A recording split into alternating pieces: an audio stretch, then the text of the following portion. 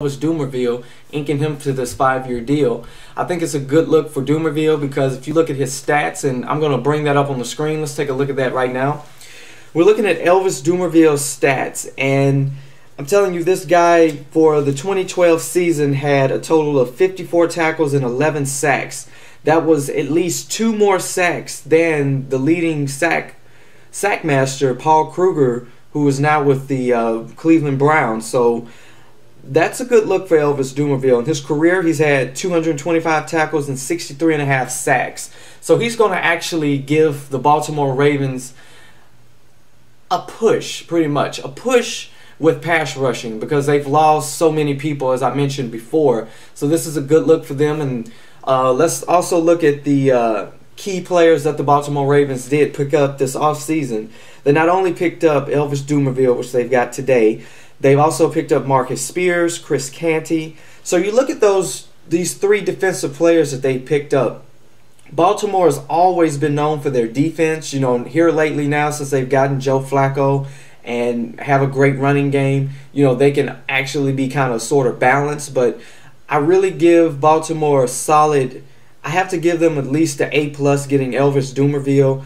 Plus, you know, sewing up some of the defensive ties with getting Marcus Spears and Chris Canty.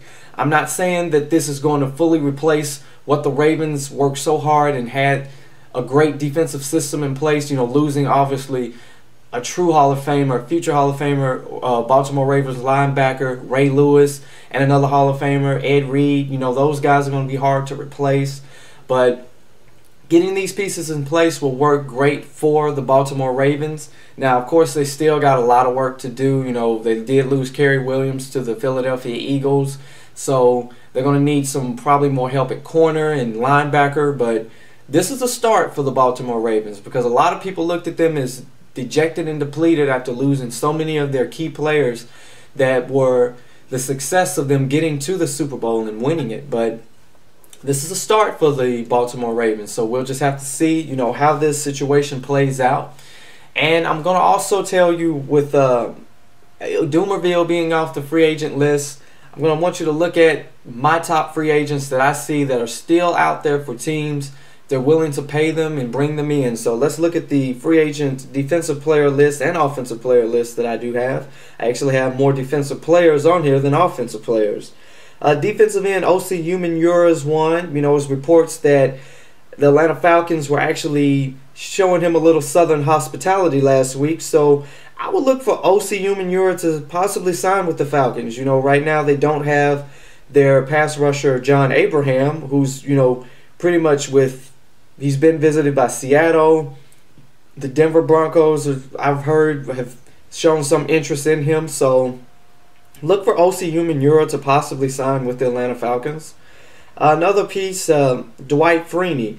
Since the Broncos have lost Elvis Dumervil, I'm thinking Dwight Freeney is going to be a sure-in deadlock for the Denver Broncos to pick up because you know Peyton Manning played with this guy for a number of years. He knows the work ethic that Dwight Freeney has. He knows Dwight Freeney can still bring it. The Broncos need that veteran leadership there, along with Peyton, along with the other defensive players such as Champ Bailey. So this is going to grow exceptionally well. So I'm looking for the Denver Broncos to sweep Dwight Freeney and go ahead and pick him off so they will have a great defensive end or linebacker, whichever they choose to use. One other thing, Mike Jenkins, cornerback. You know, he played for the Dallas Cowboys, and when Claiborne and some other players that got there for the Cowboys, you know, he didn't see that much playing time. So look for Mike Jenkins. It's been reported that the Oakland Raiders have some sort of interest in Mike Jenkins. So, you know, if Oakland, you know, they've been making a lot of deals with defensive players, signing Kevin Burnett, just a whole bunch of players, Nick Roach, you know, the linebacker for the former linebacker for the Chicago Bears. So look for the Oakland Raiders if they possibly can to get this guy, and he will be a great asset to the Raiders. I truly believe that. I'm not saying that the Raiders are going to make it to the playoffs, but they are in the rebuilding process, so I would look for the Oakland Raiders to probably nab him. And next on the board is, surprisingly, one of my top free agents, Brian Urlacher. he didn't obviously like the gestures that the Chicago Bears did in going out to get him, emailing him a one-year deal worth $2 million.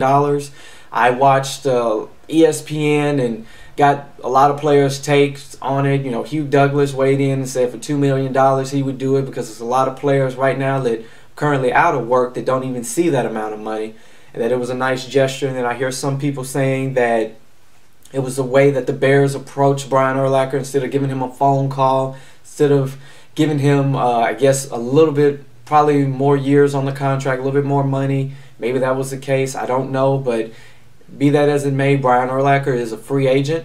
So there's been talk that Denver, Oakland might be his destination. But I've also heard that the Cowboys might be in there because Rod Marinelli, the former defensive coordinator for the Chicago Bears, is now in Dallas.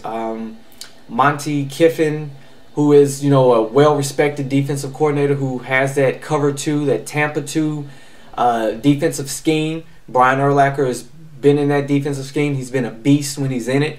So, you know, you could see the Cowboys. I'd be shocked if the Raiders actually could pull this off. The Denver Broncos could be a team who, you know, who needs some veteran players. Last time they had Keith Brookin, they brought him in last season. So, hey, look for the Denver Broncos to probably make a move for it. But I'd say, you know, my gut feeling would be it's either got to be Dallas. You know, if they can sign him, because they obviously don't have that much cap space available. But if they could sign him, you know, that would be a huge asset for Brian. And plus, he'd have the defensive scheme plus his old defensive coordinator there. But it's between Denver and Dallas, I really believe. But, you know, we'll just see what happens. The next thing we're going to talk about is Major League Baseball. You guys ready for baseball season? Well, baseball season is going to start March 31st, and it's going to be on a Sunday as the Texas Rangers are going on the road against the Houston Astros. So, guys, I want you to do is hit me up at HIcks23 on my Twitter. Let me know what you think about these two teams being the opening for the season for Major League Baseball. Let me know who you think is going to win, who's going to be the top players to make an impact in this game, because I really want to know. I really want to hear what you guys got to say about it. Hit me up on YouTube. Let me know, comment. Let me know what you think. Also, the Yankees, in need of home run hitters, I guess, acquired Vernon Wells from the Angels. So it's a good pickup for the New York Yankees. You know, of course, they've had a lot of injuries. Derek Jeter, you know, has had problems with, is he going to play, is he not, you know, due to injuries. Alex Rodriguez, you know the story about the Yankees right now. So I think this is a good pickup for them, you know, especially before the season starts.